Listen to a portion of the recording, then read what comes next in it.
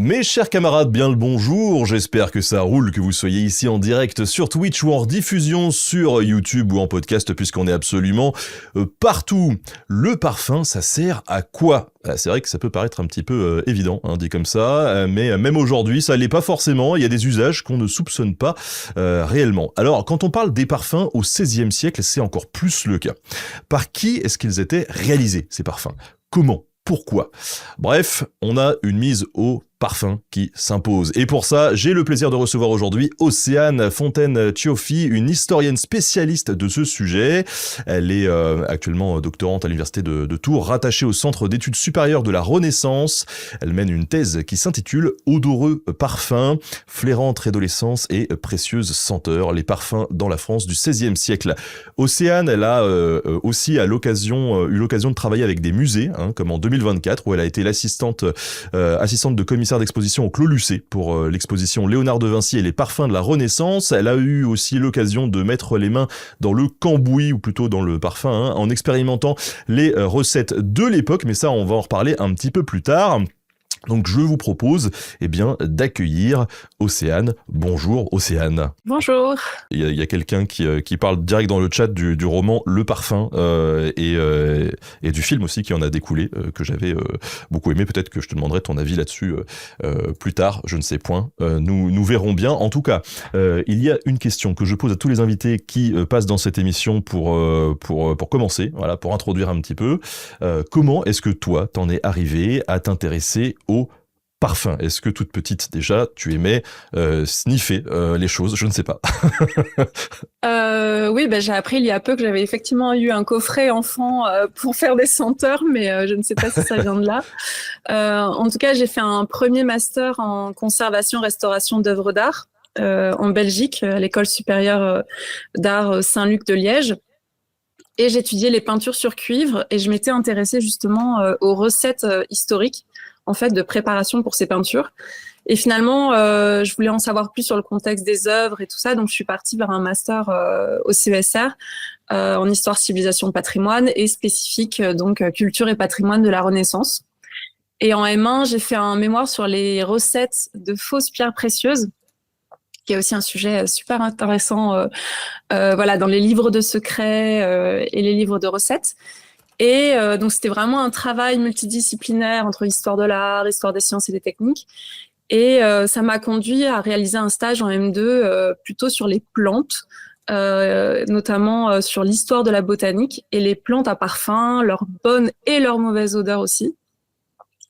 Et aussi, pour ce mémoire de M2, j'ai étudié un parfum spécifique qui est la poudre de violette et qui ne contient pas en réalité de violette dans sa composition.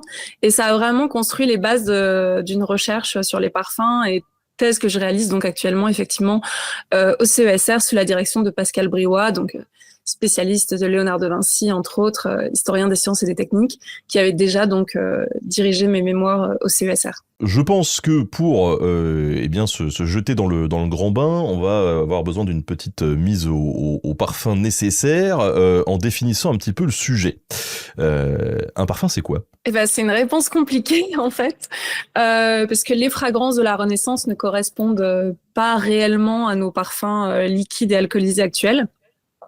Ce qui est intéressant quand même de souligner, c'est que le nom parfum, tel qu'on l'écrit encore aujourd'hui, serait attesté en fait pour la première fois en 1528 et signifie odeur naturelle ou artificielle agréable. Et en fait, on a un lien avec le feu et c'est assez évident par l'étymologie. Ça, parfumer, c'est d'ailleurs le verbe parfumer, on le trouve déjà au XIVe siècle, mais étymologiquement, ça vient du latin fumare. Donc fumer, enfumer, et per qui signifie au travers. C'est pour ça que au XVIe siècle, mais déjà avant, mais au XVIe siècle encore, le parfum peut vraiment être synonyme de fumigation odorante. Et c'est pourquoi j'ai tendance à plutôt parler de parfum et de senteur pour bien englober en fait les différents types de produits odorants. Mais nous y reviendrons sur toute la diversité des senteurs à l'époque. Alors toi, tu travailles sur les parfums de la Renaissance, en particulier donc les parfums du XVIe siècle. Pourquoi tu as choisi d'étudier cette période en particulier ? Alors parce que en fait, on a quand même des évolutions au XVIe siècle. C'est pas des ruptures avec le Moyen Âge, hein, on passe pas d'un coup à quelque chose de complètement différent, mais on a quand même l'essor de l'imprimerie notamment qui vraiment permet la diffusion à grande échelle de toute une littérature pratique dont les livres de recettes font partie. Donc on a vraiment les formules de fragrance qui se diffusent vraiment très largement. Et aussi, on a la technique de la distillation qui date déjà du 9e, 10e siècle hein, dans la tradition arabe et qui apparaît en Occident plutôt au 12e siècle. Mais cette technique va vraiment s'améliorer au cours du 16e siècle. On a vraiment des recherches là-dessus pour perfectionner cette technique. Et aussi, on a tendance petit à petit à abandonner les graisses animales pour les graisses végétales. Donc en fait, on a ces différentes évolutions, on va dire. Et en fait, on s'est assez peu intéressé, pour la France du moins, ce qui s'est passé donc avant Grasse, parce que voilà, on pense surtout à Grasse et justement au parfum de Susskind, c'est 18e siècle déjà. Et donc l'idée, c'était aussi de regarder ce qui se passait avant, en fait. Toi, tu travailles vraiment sur la France, l'Europe, le monde? Oui, la France principalement, mais bien sûr, ça veut dire aussi sa relation avec l'Europe. Et c'est justement parce que la France a été peu considérée. On a des très bons travaux sur l'Italie ou la parfumerie aussi anglaise.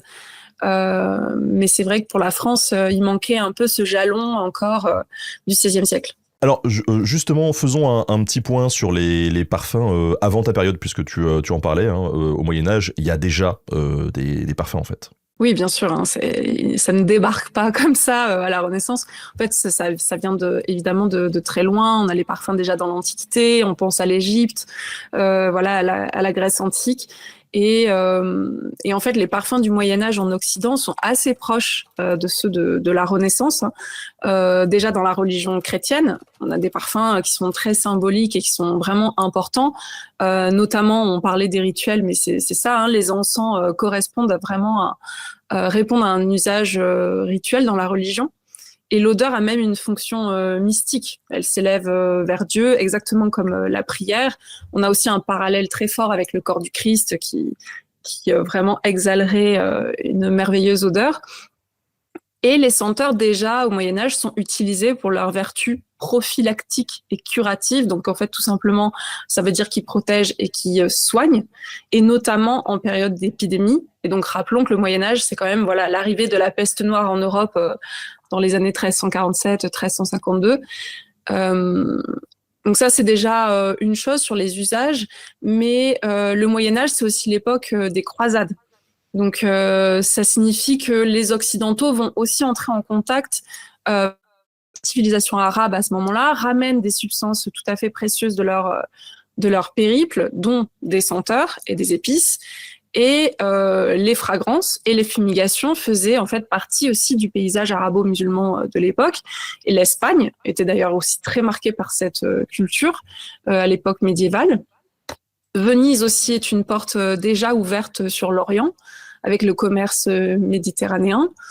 Donc en fait, c'est ces apports de l'Espagne, de l'Italie, des croisades, que en fait l'Europe va vraiment s'ouvrir vers des pratiques olfactives associées au luxe, au rituel, au raffinement. On a vraiment un goût pour l'Orient. Ça se retrouve vraiment dans le type de parfum qu'on utilise. Par exemple, un parfum très connu, c'est l'oiselé de Chypre. Donc en fait, c'était des petites sculptures de pâte odorante modelées en forme d'oiseau que l'on brûlait dans des belles cages ou sur de riches présentoirs. Et ça, c'est clairement une pratique d'abord orientale et qui est vraiment associée au raffinement et au luxe que les élites européennes vont tout à fait adopter. Tu nous l'as dit, les parfums, ils ont pas forcément eu toujours la même forme que ce qu'on connaît aujourd'hui. Est-ce que tu peux nous expliquer un petit peu détailler un petit peu ces différentes formes ? Oui, alors c'est vrai que j'ai évoqué déjà la fumigation. On a aussi des parfums quand même liquides, hein, même s'ils sont pas forcément proches des nôtres. Mais on a quand même des eaux florales, notamment des eaux distillées. On a des onguents, donc c'est un peu ce qui ressemblerait à nos pommades actuelles. On a des poudres, on a des huiles, on a des mélanges de pâtes odorantes qui pouvaient aussi être modelées en forme de bijoux. Donc porté directement sur soi. C'est en partie les principales formes qu'on retrouve et tout ce qui est parfum à brûler de manière générale. Et alors, précisément au XVIe siècle, on a une forme qui est plus privilégiée qu'une autre ou... C'est intéressant. C'est vrai qu'on a quand même une grande diversité, mais il faut remarquer qu'on mentionne beaucoup les eaux odoriférantes, ce qui est logique en fait vu l'amélioration de la technique de la distillation. On retrouve beaucoup les parfums à brûler et les oiselets de Chypre. Surtout sont partout. Les gants parfumés aussi. Alors ça existait déjà à l'époque médiévale, mais on a vraiment un essor de cet accessoire vraiment qui se diffuse beaucoup au XVIe siècle. Attends, les gants parfumés, excuse-moi, c'est quoi? C'est un gant que tu mets et qui sent bon? Oui, les gants, en fait, tout simplement parce que c'est du cuir. Enfin, les gants en cuir, en tout cas, ça a une senteur animale assez forte qu'on cherchait justement à effacer et qu'on parfumait. Alors, il y a diverses techniques, hein, avec des huiles odoriférantes, des eaux, plein d'ingrédients exotiques pour cacher cette odeur du cuir, en fait. Et c'est vrai que c'était un objet qui vraiment circulait beaucoup dans les cours européennes, notamment comme cadeau diplomatique. On le retrouve très souvent. Et aussi les pomandeurs, donc ce qu'on appelle les pomandeurs ou les pommes de senteur ou pommes d'ambre encore. Là, ça pouvait être... on en a plusieurs types en fait. On a soit par exemple des boules ouvragées, par exemple en métal, et à l'intérieur on met une boule de pâte odorante, et donc là on a la senteur qui se diffuse continuellement. Soit on avait des pomandeurs avec un noyau central et des quartiers tout autour, un peu comme une orange en fait. Et dans chaque quartier on avait des substances ou une composition. Et donc, on ouvrait à loisir pour humer. Et ça, en fait, c'était porté par les hommes et les femmes de la Renaissance. Ça, on en trouve aussi beaucoup dans la littérature, dans les livres de recettes. Ça existe encore aujourd'hui? Ça existe plus vraiment. Ça revient un peu, c'est un peu niche comme produit, mais ça revient un peu avec le goût pour l'aromathérapie, ce côté du soin par les odeurs. Mais c'est vrai que ce sont plus les riches objets qu'on avait, même s'il existait aussi des simples boules de pâte odorante qu'on portait comme ça en main. Hein, mais c'est vrai que ça se retrouve quand même assez peu aujourd'hui. Tout à l'heure, tu as parlé d'un truc, tu parlais d'un parfum à la violette sans violette. Et du coup, ça m'interpelle un petit peu sur les ingrédients. C'est vrai que quand on pense aux ingrédients des parfums, le premier truc en tout cas qui me vient en tête de mon côté, c'est les végétaux, les fleurs, pour le coup, comme la violette. Est-ce que tu peux nous en toucher un petit mot? Oui, bien sûr. Bah, c'est vrai qu'on retrouve dans les recettes les fleurs traditionnelles, hein, la rose surtout, le jasmin, la lavande, la fleur d'oranger, la violette aussi un peu. Mais on a beaucoup en fait d'ingrédients végétaux qui sont utilisés, notamment les épices et les résines hein, qui viennent d'Asie ou d'Orient. Donc là, on a du benjoin, du styrax, de la myrrhe, de l'encens.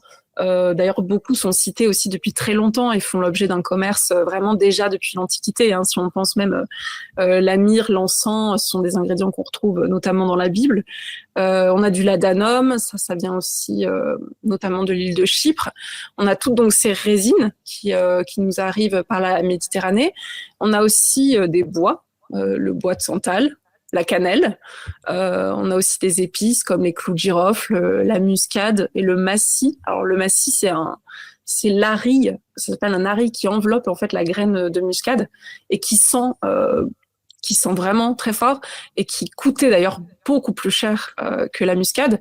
Donc on a ces ingrédients-là qui reviennent en fait beaucoup, ces ingrédients végétaux. On a d'autres ingrédients qui n'étaient pas végétaux? Oui, c'est sûr. En fait, les végétaux représentent quand même la majorité des ingrédients utilisés dans la parfumerie, les végétaux aromatiques.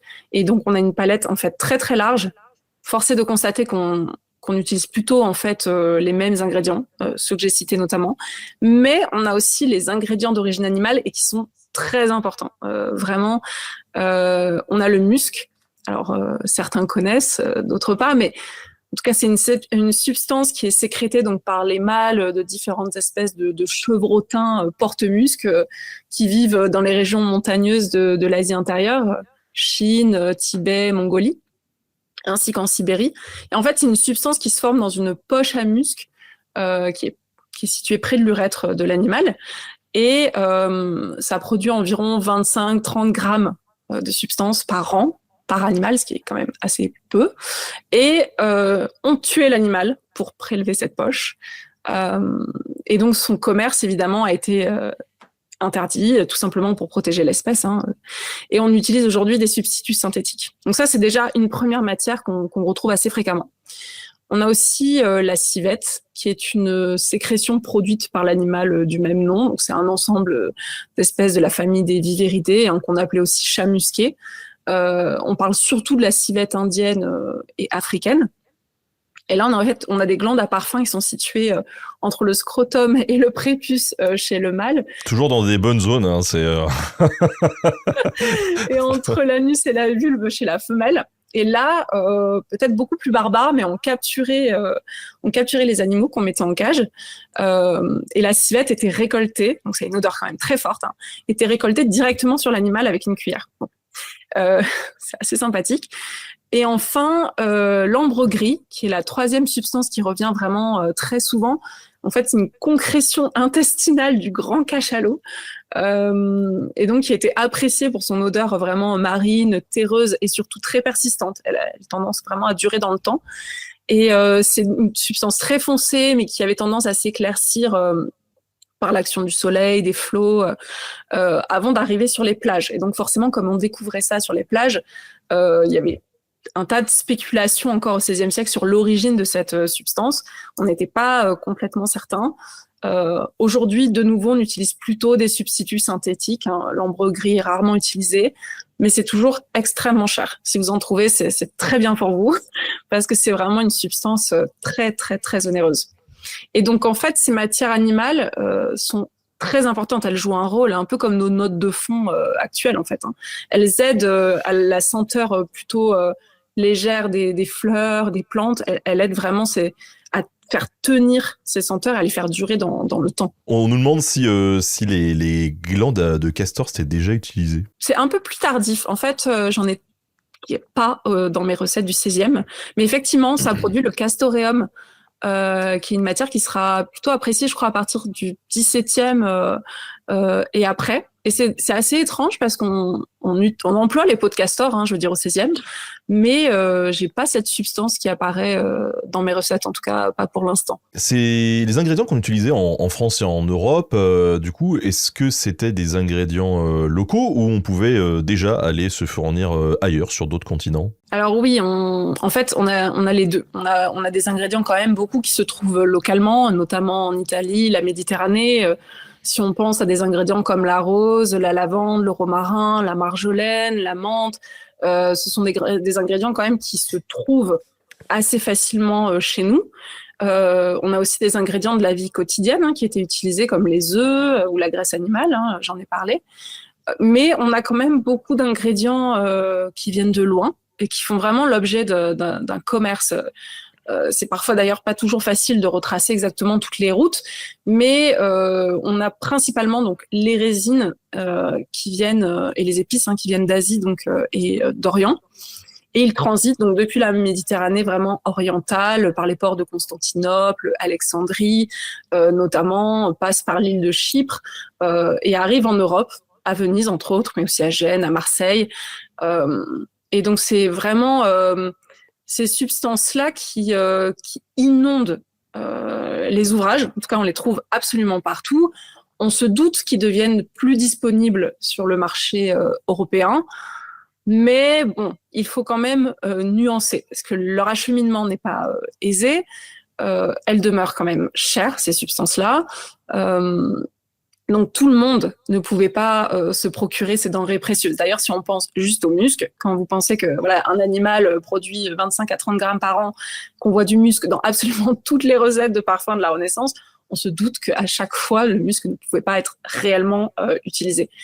En tout cas, ce qui est aussi intéressant, c'est qu'en fait, même pour les substances locales, les praticiens étaient quand même tenus de suivre les saisons, de mettre en place aussi des stratégies pour mettre en réserve les substances, les conserver, notamment au moyen de la dessication, pour les avoir en fait à portée de main, tout simplement quand ils en avaient besoin.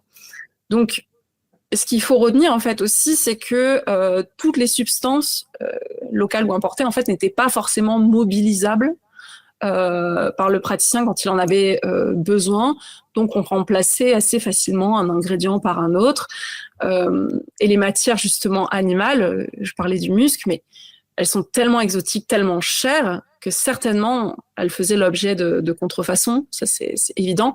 Et on trouve des formules pour les contrefaire. Et c'est pas des choses dissimulées, cachées. On les trouve vraiment dans les livres de recettes qui justement, circulent dans toute l'Europe. Donc, on avait aussi ces pratiques-là. Et alors du coup, on utilisait d'autres animaux qu'est-ce que... Ben non, justement, on cherchait à pallier avec des senteurs plutôt végétales.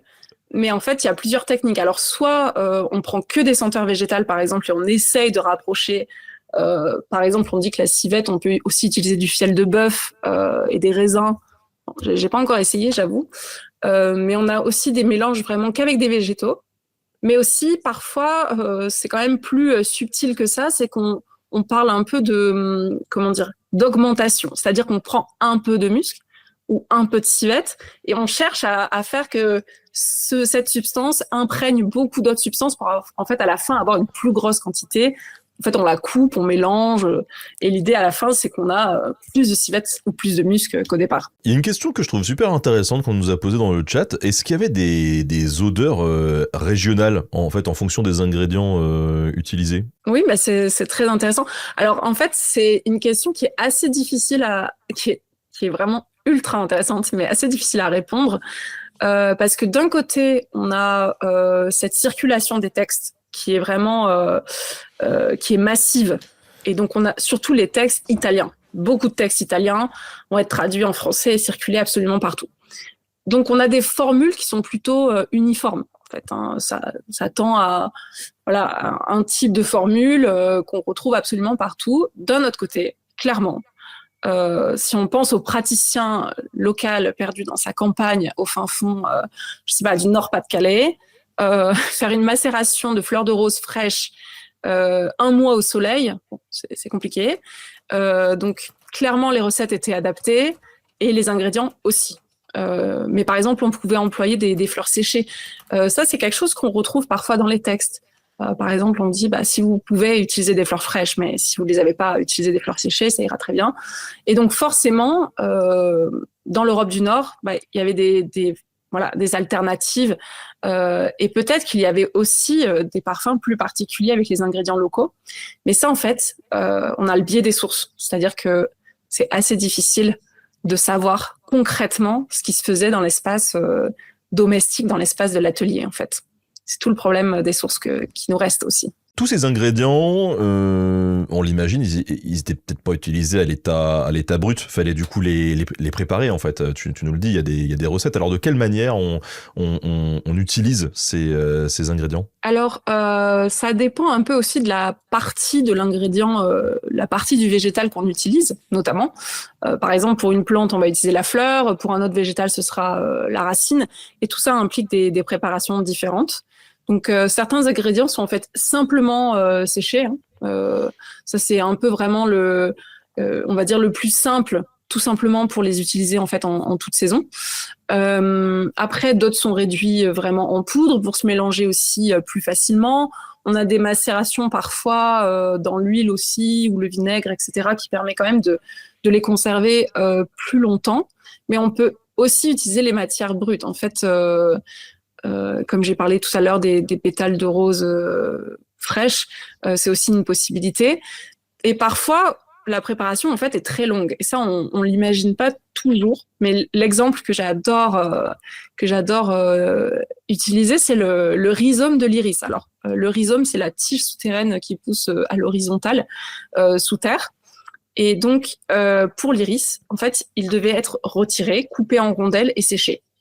Et en fait, ces étapes qui ont l'air assez simples sont vraiment essentielles parce qu'en fait, c'est le rhizome de certains iris seulement, notamment l'iris pallida et l'iris florentina, qui après au moins 3 années sous terre, puis 3 années de séchage en extérieur, commence à développer une senteur qui rappelle celle de la violette. Et en fait, effectivement, ce sont les irones, donc c'est des molécules en fait qui se forment avec le vieillissement. Et elles sont pas préformées. Donc, si on zappe ces étapes, on n'a pas cette odeur en fait que l'on recherche. Et donc ça c'est très intéressant parce que dans les textes, vous avez parfois simplement prenez de l'iris. On peut se dire qu'est-ce qu'il faut prendre, la fleur, la feuille. Ben non, c'est le rhizome. D'autres textes nous disent oui, prenez le rhizome séché depuis longtemps. Mais en fait, voilà, c'est tout des petites choses qui sont du tacite, mais là qui sont des étapes de préparation qui sont primordiales. Sinon le résultat est complètement différent en fait si on manque ces étapes-là. Alors là, on parle de la préparation des ingrédients, mais on imagine aussi qu'il y a différents procédés pour la fabrication des parfums. Est-ce que ça aussi, tu peux nous en toucher 1, 2, 3 mots même? Alors le plus simple, j'en ai parlé, hein, c'est un peu réduire en poudre, c'est la trituration, c'est un terme qu'on retrouve à l'époque. Donc les différents ingrédients sont broyés, concassés au mortier pour faire une poudre ou une pâte, hein, si on ajoute un liquide ou une gomme, par exemple. Il y a la macération, donc qui consiste vraiment à laisser tremper des ingrédients dans de l'eau ou dans de l'huile avec l'usage ou non de la chaleur, dont le soleil. On a aussi tout ce qui est décoction, donc là on fait plutôt cuire en fait hein, pour que l'odeur imprègne notamment dans l'eau, c'est aussi une technique. On a la méthode de la distillation, donc je l'ai déjà rapidement évoquée, mais elle est vraiment utilisée quand même de plus en plus pour confectionner des eaux de senteur. Et donc au XVIe siècle, voilà, on cherche à améliorer cette technique. Alors là, il faut faire un petit point dessus. En fait, on a déjà des alambics au IIe, IIIe siècle de notre ère, mais c'est vraiment les Arabes qui améliorent le procédé au Xe siècle, notamment avec un perfectionnement du verre et le refroidissement par eau. Donc, pour expliquer un petit peu, en fait, un alambic, c'est constitué de 3 parties. Donc, on a le vase de chauffe ou cucurbite en bas. On a le chapiteau au-dessus et un réceptacle. Le chapiteau a un bec et un réceptacle en dessous et récupérer le distillat. Donc, il faut une source de chaleur. Donc, ça peut être un réchaud portatif ou un foyer vraiment bâti, hein, comme une petite cheminée.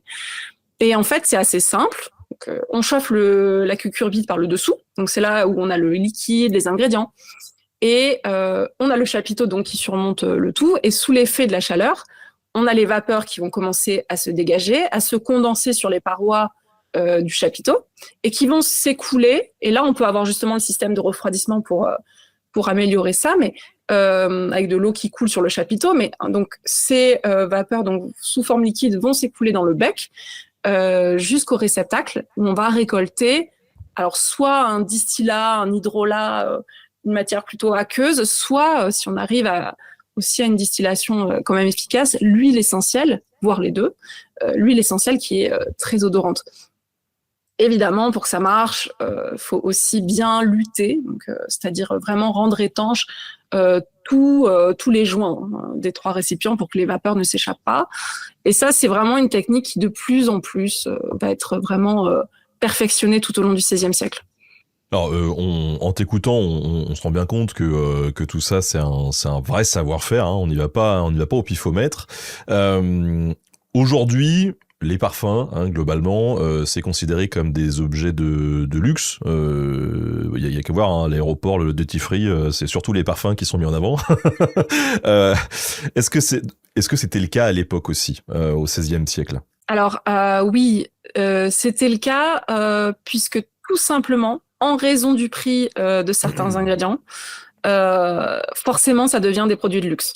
C'est-à-dire que les épices, les matières animales, surtout qui sont très rares et très chères, comme je le disais, ça permet vraiment de se distinguer. C'est-à-dire que ce n'est pas n'importe qui peut s'offrir un bracelet ou un collier de musc. Le roi François Ier le peut. Hein. Il a des bracelets en ambre et en musc. Henri IV aussi aura un collier fait de perles de musc. Et ça, clairement, voilà, ça permet de se distinguer parce que tout le monde ne peut pas du tout se l'offrir. Donc, par là, forcément, ouais, ça frime beaucoup.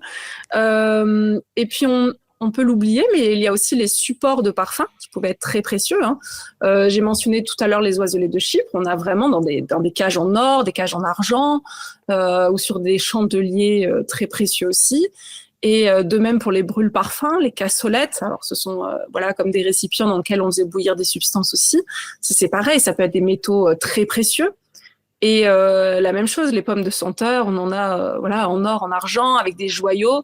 Et donc, évidemment, tout le monde ne peut pas s'offrir ce type d'objet. C'est pas possible. Et alors, pour le coup, ces parfums, ils sont fabriqués par des artisans spécialisés? Alors, oui, en fait, par plusieurs artisans. En fait, on a les apothicaires, on a l'alchimiste aussi, on a le barbien chirurgier et bien sûr les parfumeurs. Alors, il faut préciser, la société de la Renaissance, comme la société médiévale, en fait, hein, elle est plutôt réglementée et les métiers sont organisés en corporation. Et en France, les parfumeurs au XVIe siècle n'appartiennent pas encore à une corporation. Donc on pourrait justement avoir tendance à les oublier et à penser qu'aux parfumeurs, à la rigueur de cour, comme par exemple le parfumeur de François Ier, qui est François d'Escobar, mais qui est valet de chambre et parfumeur. Mais sinon, on n'a pas encore de corporation. En fait, c'est plutôt à la fin du siècle que Mercier et Gantier prétendent au titre de parfumeur, parce que les Mercier vendent des parfums, les Gantier les utilisent donc pour leurs marchandises. Et en fait, on a vraiment un arrêt du Parlement qui précise en 1594 que aucun des deux métiers ne peut se prétendre parfumeur. Et en fait, c'est qu'en 1614, donc on est au XVIIe siècle, que la profession vraiment de gantier parfumeur s'institutionnalise. Donc, en fait, auparavant, on a plutôt une diversité de praticiens. On a des parfumeurs, hein, dans les archives, on en trouve, mais il y a aussi le biais des sources, c'est-à-dire que puisque c'est pas une corporation, peut-être que tous les artisans ne se prétendaient pas parfumeurs même quand ils l'étaient, ou avaient deux professions. Par exemple, étaient apothicaire, parfumeur, ou je sais pas. J'ai déjà vu aussi faiseur de senteurs, mais l'artisan faisait aussi autre chose, puisque ce n'est pas une corporation à part entière. Et c'est certain, les apothicaires, en fait, ils ont sous la main absolument tous les ingrédients. C'est un peu l'ancêtre de notre pharmacien, en fait. Donc, il a tout ce qu'il faut pour faire des parfums. Le barbier aussi, hein, il y a le rasage, il y a le côté pratique aussi de la médecine.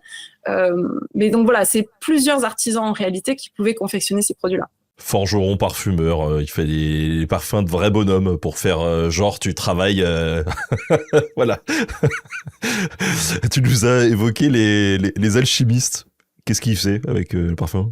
Là, on a encore un lien très fort avec la distillation, hein. Donc la distillation, donc vraiment a révolutionné le monde de la parfumerie, et c'est d'abord une technique qui est associée aux alchimistes. Même si au Moyen-Âge, ce ne sont pas les seuls praticiens qui emploient ce procédé, notamment les apothicaires pour produire des eaux médicinales l'utilisent aussi. Mais c'est quand même une opération alchimique très importante, puisqu'en fait, les théories de l'alchimie reposent sur la composition des corps, leur séparation, leur transformation et leur purification.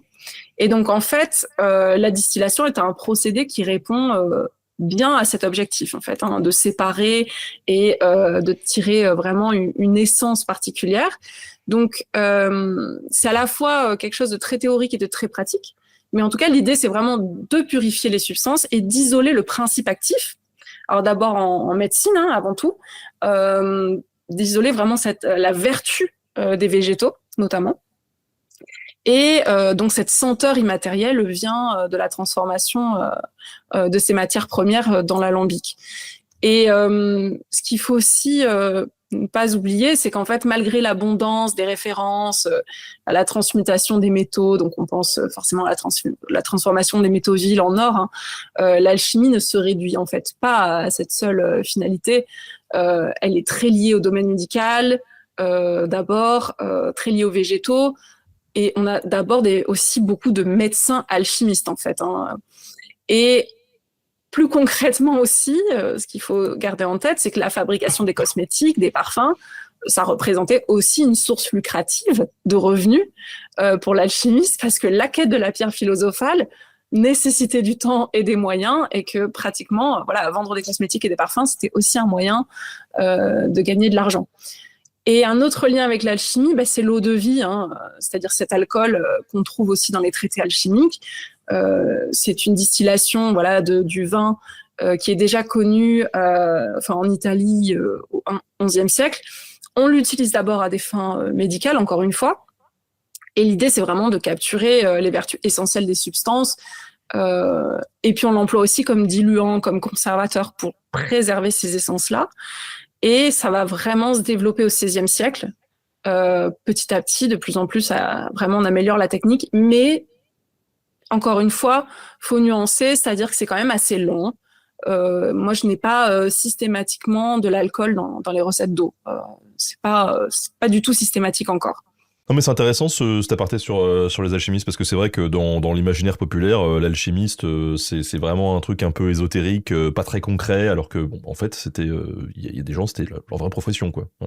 Oui, en fait, il y a aussi parfois on peut séparer l'alchimie très savante de l'alchimie plutôt pratique.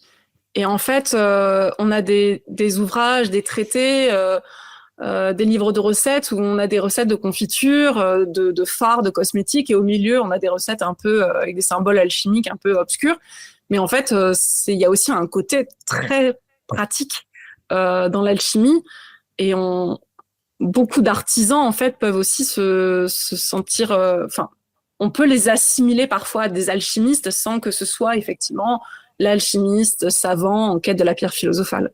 En fait, c'est très compliqué l'alchimie au XVIe siècle, mais c'est très intéressant effectivement. Alors du coup, si on reprend tout ce que tu nous dis, vu qu'il y a différents corps de métier qui en fait de facto créent des parfums, des senteurs, finalement on en retrouve en vente dans toutes les villes, quoi. Certainement, beaucoup plus dans les villes associées au luxe. Venise, par exemple, 16e siècle, clairement, on a beaucoup de muschieries. Donc, c'est ceux qui vraiment vendent des senteurs et des gants parfumés. Là, on en a beaucoup. Alors, c'est pas non plus une corporation à part entière, mais ça, oui, on en trouve. Bien sûr, à Paris. À Lyon aussi, c'est quand même une ville associée au luxe. C'est aussi les villes où, en fait, on a aisément du commerce, où les substances arrivent aussi très facilement. Mais tout de même, dans les archives, on trouve aussi des parfumeurs en province. Hein. Donc, ils étaient là aussi. Alors, tu nous as dit pendant qu'on préparait cet entretien que finalement, le parfum, on en retrouve un peu dans beaucoup de littératures différentes. Est-ce que tu peux expliciter ça un petit peu ? Oui, alors en fait, les parfums sont des objets vraiment de savoir, que ce soit médicaux, botaniques, alchimistes, alchimiques. Donc en fait, forcément, ils se retrouvent dans une littérature très savante, avec les traités de médecine, de botanique, les ouvrages naturalistes. Beaucoup de ces textes sont en latin, pas tous, mais beaucoup. Mais il y a aussi donc ce qu'on considère comme une littérature beaucoup plus technique, plus pratique, avec tout ce qui est livres de secrets. Alors les livres de secrets, c'est pareil, ça vient d'une très longue tradition depuis l'Antiquité, mais l'idée c'est d'offrir au monde des secrets qui en fait étaient normalement destinés à quelques élus. Bon, ces livres de secrets sont vraiment imprimés à grand tirage, donc tout le monde a accès, en fait. Bon, on fait ça aujourd'hui encore, voilà, c'est une technique de marketing. C'est ça, exactement ça. Tous ceux qui savaient lire, du moins, y avaient accès, avec des livres de recettes. Ça, c'est donc, comme je le disais tout à l'heure, plutôt dans l'introduction, mais c'est aussi l'essor de l'imprimerie qui permet cette diffusion quand même majeure. Et là, ces livres sont plutôt en langue vernaculaire, comme le français. Et ce qui est intéressant, c'est que en fait, les domaines de la pharmacologie, de la cosmétique, de l'alchimie, même de l'alimentation sont très poreuses. Et en fait, ces différents domaines vont fréquemment être entremêlés, tant en matière d'ingrédients que de procédés, et ça se voit dans la littérature. Par exemple, un même ouvrage peut traiter de ces divers domaines. Si on pense à Nostradamus, donc ces fameuses prophéties, il produit un petit opuscule. On a des recettes de parfums, de fards, de confitures et des recettes médicales. Et c'est un médecin, c'est un savant. Donc il y a vraiment aussi des savants qui cherchent à divulguer aussi leur savoir en vernaculaire. Et pour les livres de secrets, il faut quand même citer un exemple concret, c'est les Secreti d'Alessio Piemontese, donc Alexis Piémontais en français. L'origine, l'identité de l'auteur prête aujourd'hui, encore sujet à débat, mais c'est un livre qui paraît en 1555 à Venise, et on disait marketing, il est traduit en 1557, donc 2 ans après en français, Et il va rencontrer un tel succès, il va être imprimé en danois, en latin aussi, dans plein de langues. On a genre 70 éditions à la fin du XVIe siècle, 104 à la fin du XVIIe. Donc, on est très loin du secret réservé à quelques élus. Donc, on a ces sources-là aussi qui sont très, très importantes. Tous les livres d'économie domestique qui vous expliquent comment faire votre jardin et donc qui vous expliquent comment aussi extraire les vertus des plantes. Et on a ce qu'on considère actuellement comme le premier traité imprimé qui est entièrement dédié à la parfumerie, qui est un traité italien, le Notantissimi Secreti dell'arte profumatoria de Rossetti, qui est édité en 1555. Vous voyez, on est dans les années comme Alexis Piémontet, qui est édité à Venise et qui est aussi très, très important. Et Venise est un centre majeur pour la production de ces textes, livres de secrets qui vont ensuite circuler dans toute l'Europe. Donc, j'étudie ces littératures-là. Ça me permet de comprendre les savoirs, les savoir-faire. Mais on a les parfums dans plein de sources littéraires, le théâtre, les fictions, les traités de savoir-vivre, les textes aussi très moralisateurs de l'époque qui critiquent un peu le parfum. Donc voilà, on retrouve le parfum en fait dans plein de textes. Tout à l'heure, je lisais un commentaire dans le chat de quelqu'un qui disait « Ouais, moi, ça me donne envie de créer un petit atelier à la maison et de faire ça, voilà. » On le voit, c'est une activité quand même qui demande un certain savoir-faire, mais pour autant, est-ce que c'était réservé que aux pros ou est-ce qu'on pouvait s'adonner en loisir peut-être à la création de parfums ? Alors non, c'était pas réservé qu'aux artisans, qu'aux professionnels. Clairement, les élites composaient aussi des parfums pour le plaisir. Et en fait, là, on s'éloigne de la pratique artisanale parce que c'est une pratique plutôt noble. À partir du moment où vous faites ça pour, on va dire, expérimenter, comprendre le fonctionnement de la nature, des ingrédients, mais que vous ne gagnez pas d'argent avec, là, on est plutôt dans la pratique noble du prince alchimiste, parce que c'est pas un travail manuel. Par exemple, la marquise de Mantoue, Isabelle d'Este, qui est vraiment très réputée pour son expertise mode et de secrets de beauté, etc. Elle expédie en 1516 à la reine Claude de France, à Louise de Savoie et Marguerite, donc respectivement l'épouse, la mère et la sœur de François Ier. Elle envoie des pots d'onguents et elle précise à la reine de ne pas changer de boutique, mais par contre qu'elle ne souhaite pas pourvoir à toutes les femmes de la cour. Donc ici, on est vraiment dans une pratique très exclusive où la noble en l'occurrence, produit des parfums, mais réservés à quelques élus. C'est un cadre diplomatique tout à fait maîtrisé. On n'est pas du tout dans la pratique artisanale où on cherche en fait tout simplement à gagner sa vie, gagner son pain. Donc c'est quand même une pratique aussi pour le loisir, mais voilà, c'est une autre échelle, effectivement. On a une question sur la transmission de ce savoir-faire. On l'a vu, c'est un savoir-faire, mais du coup, comment est-ce qu'on le transmet ? Alors, tu dis qu'il y a des recettes, il y a des ouvrages, mais j'imagine aussi qu'il peut y avoir des apprentis aussi, comme dans d'autres professions. Oui, tout à fait. En fait, le Moyen-Âge et encore la Renaissance, on a quand même une transmission orale, beaucoup dans ces milieux-là artisanaux. Ça passe d'ailleurs avant tout par l'oralité, pardon.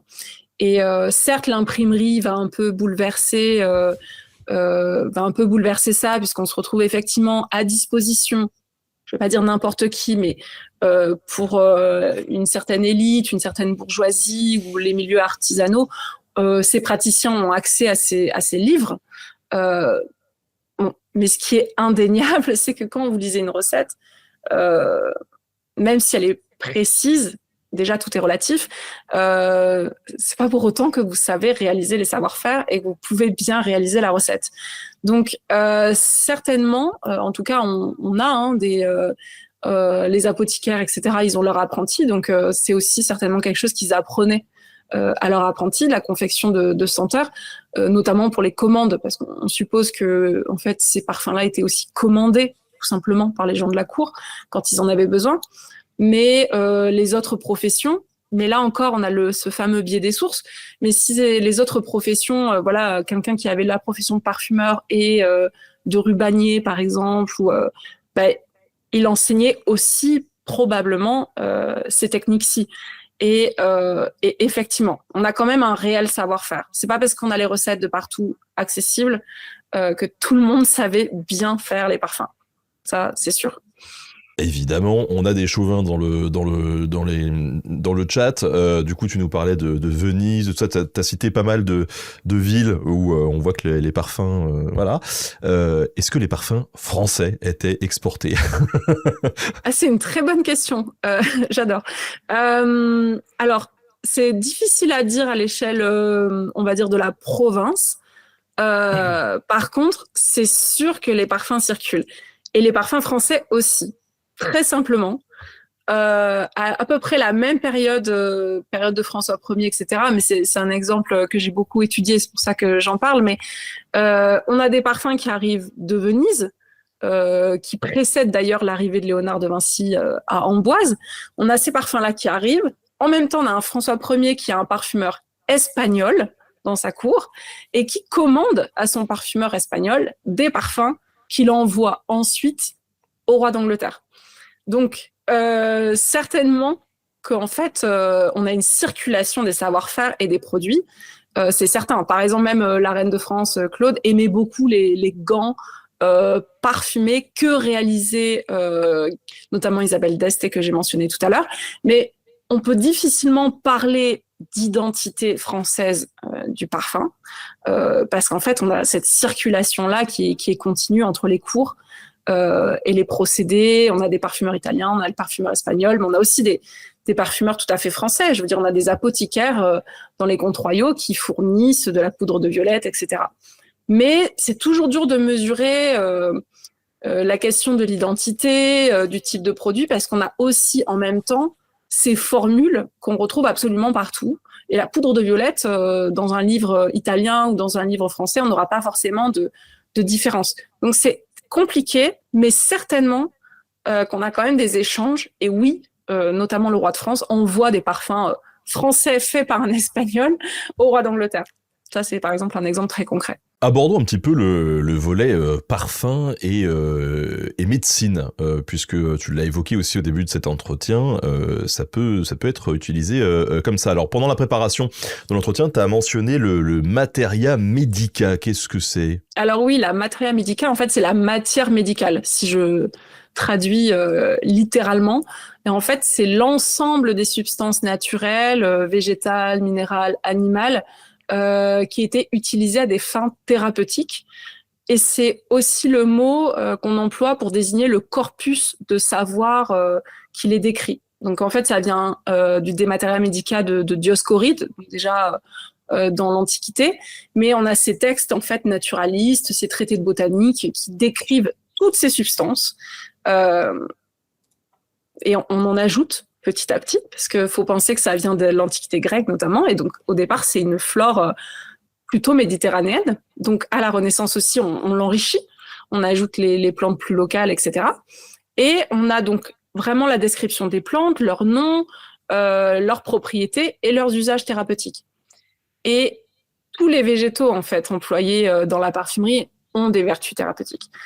C'est pourquoi j'utilise personnellement beaucoup ces sources, parce qu'elles aident à comprendre justement les usages, les propriétés de ces végétaux-là, et notamment leur qualité aromatique et la façon dont on percevait aussi leur odeur. Ah bah écoute, je t'en prie, on est tous curieux. Dis-nous un peu, cite-nous quelques exemples des utilisations médicinales de ces senteurs. Alors, il y en a beaucoup en fait. Par exemple, j'ai évoqué les fumigations à plusieurs reprises, mais en fait, il faut bien avoir à l'esprit que à la Renaissance, on a l'idée que il y a un lien direct, c'est un peu vrai en réalité, hein, entre le nez et le cerveau. Donc, sentir des arômes permettait à ce qu'elles atteignent directement le cerveau. Donc, on employait les parfums, les senteurs et des plantes. C'est souvent recommandé, par exemple, de sentir telle ou telle plante. L'angélique, notamment en temps de peste, c'est un exemple. Mais ça permettait de conforter à la fois le cerveau, le cœur, le corps. Et on procédait donc à des fumigations pour l'insomnie, la perte de la mémoire aussi, les maladies mentales. Entre autres. On avait aussi d'autres usages un peu plus étranges, notamment on utilisait les fumigations par voie interne dans les pathologies telles que les troubles utérins. Donc par exemple, en cas de problème à l'accouchement, on faisait une fumigation par le bas qui était supposée aider à faire descendre le fœtus, car celui-ci était soi-disant attiré par la bonne odeur. Donc bon, voilà, je suis pas trop sûre que ça marche, mais on avait ce genre de pratique aussi. Très bien. Écoute, ça me fait penser, si vous êtes curieux de ce genre d'expérience, on a fait un épisode sur l'histoire de la réanimation et notamment avec des techniques particulières qui consistaient à injecter, je crois que c'était du café du tabac ou dans les du tabac, le tabac dans oui. les fesses. Oui. Voilà, dans les fesses. Donc c'est le genre de truc. Ça, ouais, moi ça me réveillerait en tout cas, c'est sûr, mais voilà, c'est en même temps, c'est quand on expérimente qu'on découvre. Exactement. Voilà. Donc, on sait quand même si... Alors, on pensait que c'était efficace, mais est-ce qu'on sait si c'était efficace ou pas dans certains cas ? C'est difficile à dire, mais certainement pas non plus tant que ça. Par contre, ce qui est sûr, c'est que les odeurs agissent, ça on le sait, sur le système nerveux aujourd'hui. Enfin, c'est des études qui l'ont bien montré, notamment dans la question de la mémoire, de l'anxiété, du stress, etc. Donc, par exemple, la lavande et le bois de santal ont des vertus relaxantes et c'est encore utilisé aujourd'hui. Donc, c'est tout le principe de l'aromathérapie, notamment, mais je suis pas sûre que toutes les expériences fonctionnaient, ou même l'idée de sentir, par exemple, pareil pour faire descendre le fœtus, sentir quelque chose qui pue, parce que l'idée c'est d'expulser. Bon, il y a clairement des choses qui ne fonctionnent pas. On avait même peur de mourir en sentant du basilic. Bon, il y a quelque chose. Non, il y a des théories qui sont absolument. C'est super le basilic. Ça sent hyper bon. Je suis complètement d'accord. Mais oui. Il y a des choses qui relèvent de la théorie, qui relèvent des savoirs qui circulent, des croyances en fait. On a beaucoup de croyances aussi un peu mystérieuses, mais c'est pas forcément vrai, pas du tout. Tiens, tu nous as parlé de la peste, justement. Est-ce que tu peux développer un peu ? Ça m'intéresse parce que moi, tu sais, le logo de la chaîne, c'est le fameux médecin de peste avec le grand nez. Et du coup, c'est vrai qu'on foutait plein de trucs dedans. Oui, c'est vrai. Alors en fait, les traités de peste regorgent de conseils basés vraiment sur les odeurs, les parfums. On en a beaucoup. Autant pour prévenir la maladie que pour guérir. En fait, déjà depuis le 14e, les épidémies de peste, comme elles sévissent régulièrement, on a avec elles l'idée des senteurs pathogènes. Donc vraiment, la puanteur, elle est jugée dangereuse. Et c'est quelque chose qui remonte en fait à assez loin. Déjà dans l'Antiquité, en cas d'épidémie, on faisait des feux, tout simplement. Et encore au XVIe siècle, on préconise de brûler diverses substances odorantes pour purifier l'air, pour vraiment enlever le mauvais air, donc du genévrier, du chêne, du myrte, du bois de cyprès, de l'encens. Et notamment dans un traité de peste, on a le médecin botaniste Benoît Textor qui écrit qu'il faut mettre et répandre en la chambre des herbes, des fleurs, des graines, des racines, des roses, du romarin, de la marjolaine, du genévrier, des feuilles de laurier, de la racine d'iris, du styrax, du benjoin, principalement en hiver. Et là, excuse-moi, oui. T'as appris par cœur la liste ? Non. Je me suis fait une petite note quand même. Ah. Wow, franchement, tu m'as impressionné. En tout cas, là, il précise que c'est principalement en hiver. Et en fait, et c'est ça qu'il faut comprendre aussi à la Renaissance, c'est qu'on a la théorie des humeurs. Donc, avec vraiment les idées que donc les humeurs, c'est les fluides en fait à l'intérieur du corps, et que on a les tempéraments, c'est assez compliqué. On a le chaud, le froid, l'humide, le sec. Et en gros, en hiver, là, température froide, etc., on prévoit plutôt de faire des feux, d'utiliser des substances qui sont considérées comme chaudes. Et c'est encore des choses qui nous restent. Quand on pense à la cannelle, c'est l'hiver. Je veux dire, il y a un côté comme ça réconfortant, etc. Et ça, en fait, c'est des théories qui remontent vraiment de très loin. C'est une théorie hippocratico-galénique, pardon. Donc ça vient déjà d'Hippocrate, ça a été transformé un peu par Galien, mais c'est encore à la Renaissance. Donc en fait, on n'utilise pas n'importe quel produit. Et notamment en temps de peste, on choisit bien. C'est-à-dire que on va préconiser des feux en hiver avec des ingrédients comme le benjoin, la cannelle, les clous de girofle, la myrrhe ou la muscade, tandis qu'ils sont plutôt déconseillés en cas de forte chaleur.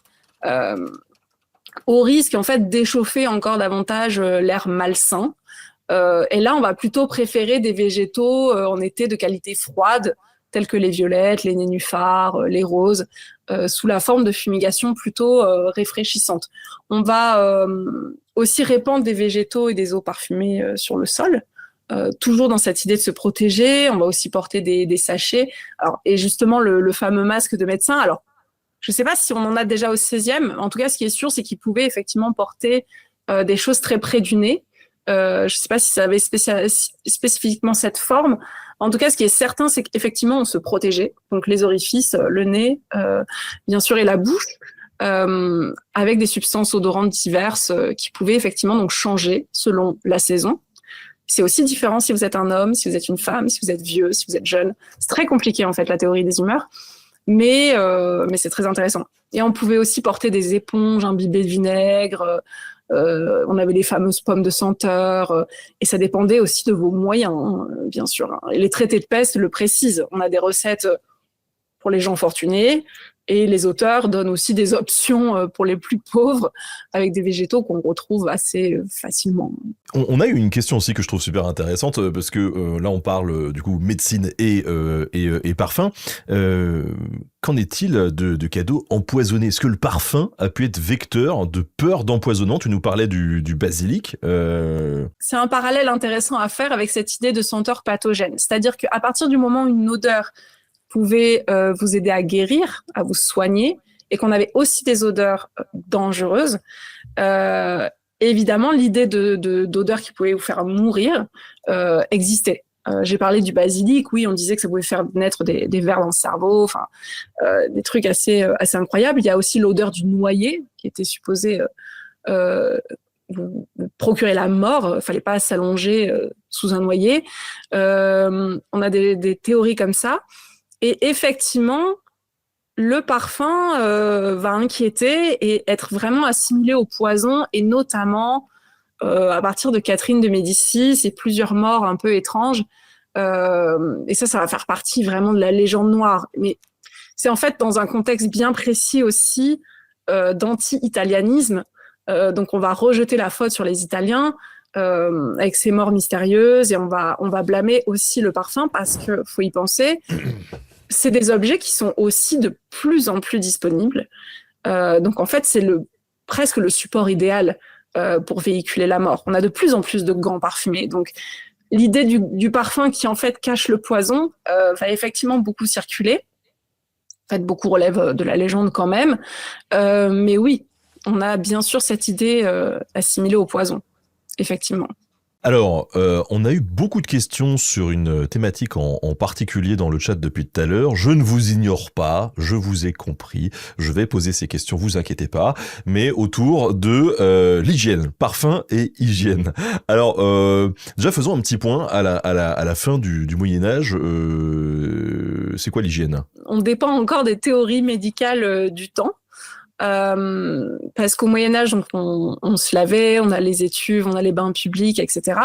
Mais on a quand même une idée qui circule assez, de manière en tout cas de plus en plus régulièrement avec les épidémies de peste. C'est l'idée que l'eau rendrait la peau plus perméable, plus poreuse, et donc favoriserait la contagion. C'est-à-dire que vraiment, le corps se trouve comme ouvert à l'air libre, et donc en fait, il peut plus facilement être corrompu. Ça va aussi avec l'idée justement des senteurs pathogènes, la théorie des miasmes, où ce sont des agents invisibles qui sèment la contagion.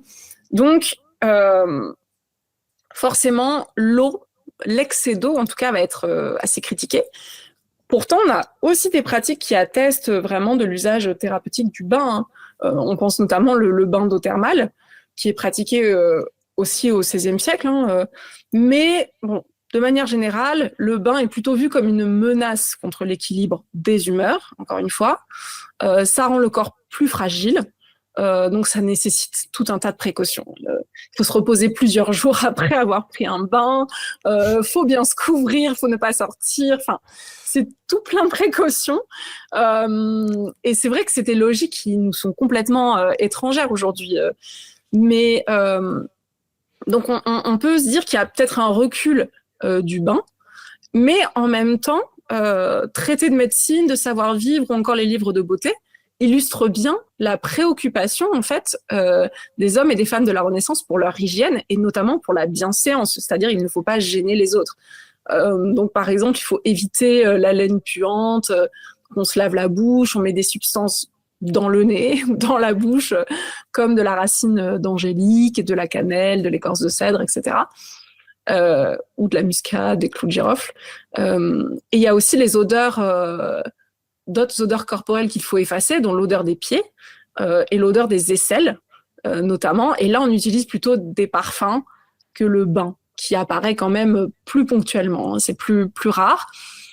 Mais à défaut de baigner le corps, on pouvait quand même se laver le visage et les mains. Ça, c'est quelque chose qu'on retrouve beaucoup d'autres senteurs pour laver ces parties-là. Et en fait, c'est les parties qui se voient. Ça, c'est aussi intéressant.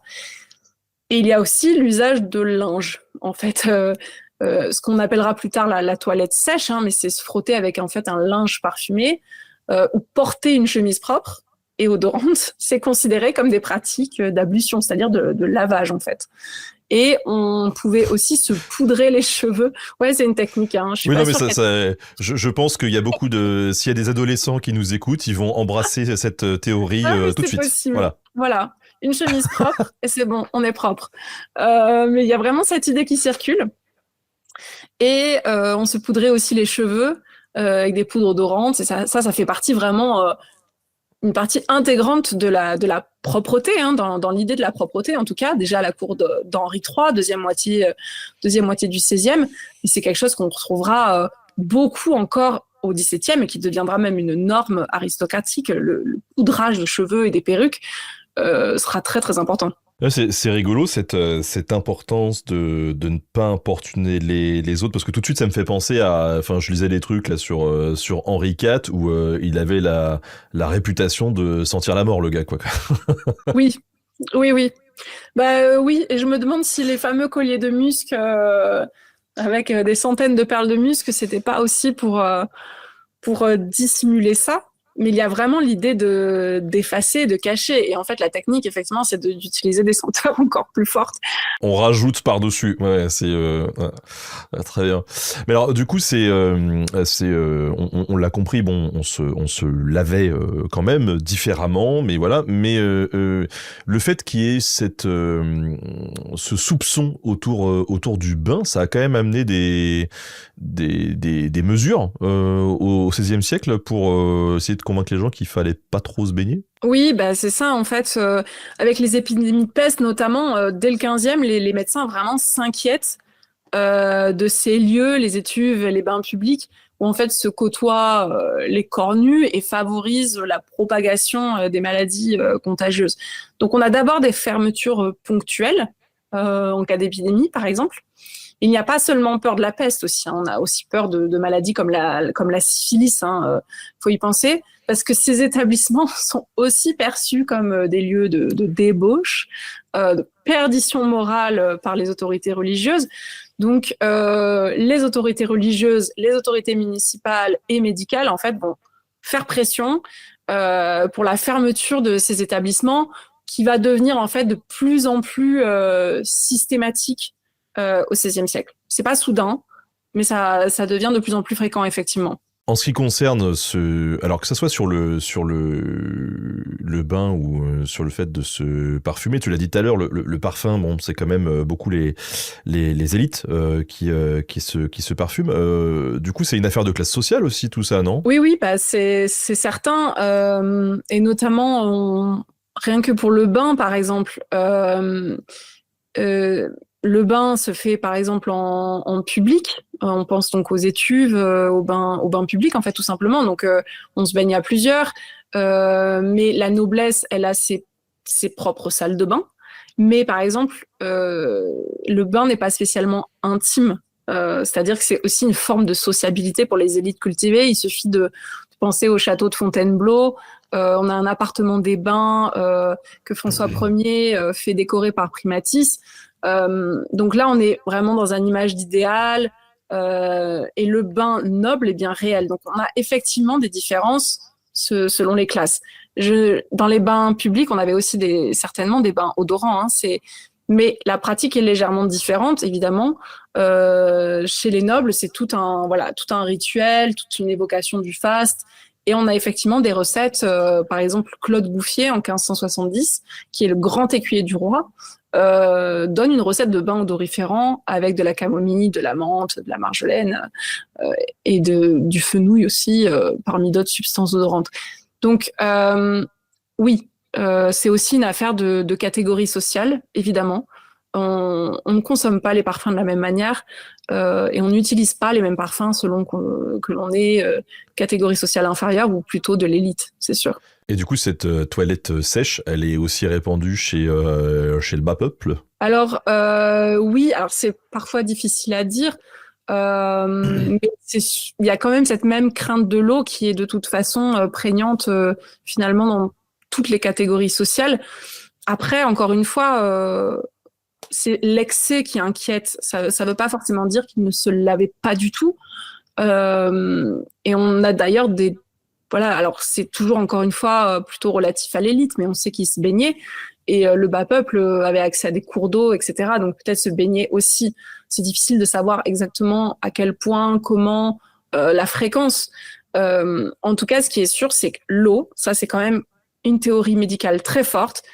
L'excès d'eau inquiète et l'eau est quand même jugée dangereuse. Et c'est même plus que ça parce que ça vous rend mou, ça vous rend efféminé. Donc on a aussi une question du genre. Donc les hommes, faut pas trop prendre de bain non plus.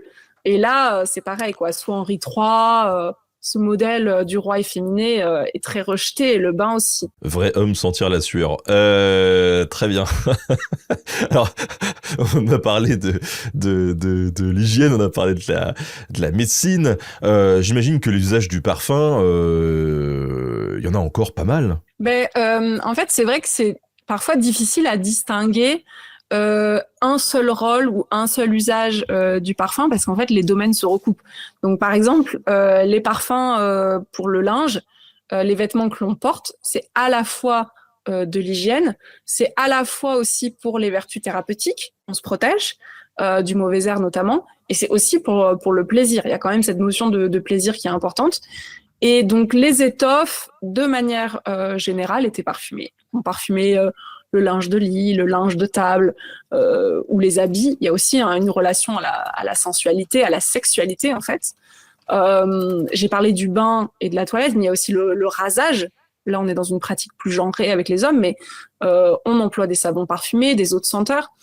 Et puis, on en trouve aussi... c'est aussi des accessoires, bijoux, des accessoires de mode en fait aussi le parfum. Donc ça se retrouve en fait dans plein de domaines de la vie quotidienne. On remonte une question, je fais un petit retour en arrière, mais les gens se demandent vraiment si les parfums arrivaient vraiment à cacher une odeur de quelqu'un qui... Alors ce qui est intéressant et frustrant, c'est qu'en fait les sources, on a un réel biais des sources. C'est-à-dire que c'est difficile, on n'a pas forcément toujours de mention d'avis personnels sur les odeurs dans les sources du VIe siècle. Par contre, ce qui est certain, c'est qu'on a quand même bien conscience que certains sentaient fort ou que certaines odeurs sont jugées gênantes. On peut avoir des témoignages, par exemple, pour dire que on rentre dans une pièce et telle personne, ça sent beaucoup trop le musc. Voilà, sous-entendu, on en porte trop. On a des petits témoignages de ce genre. Il y a quand même l'idée effectivement de sentir bon pour l'autre et ça aide à reconnaître aussi, par exemple, reconnaître potentiellement son aimé, son futur amant. C'est aussi apprécier l'odeur qu'il dégage, notamment dans les danses. Il y a un côté assez reconnaissance comme ça. Donc, voilà, je pense qu'on a conscience quand même de la bonne et de la mauvaise odeur, mais on va pas spécifiquement toujours s'exprimer de manière très claire comme ça sur les odeurs corporelles. Mais c'est sûr, je veux dire, dans les traités d'hygiène, etc., de savoir-vivre, on a quand même bien l'idée que éviter de sentir le bouc, s'il vous plaît, C'est pour ça que certains mettent des sachets de parfum sous les aisselles. Mais voilà.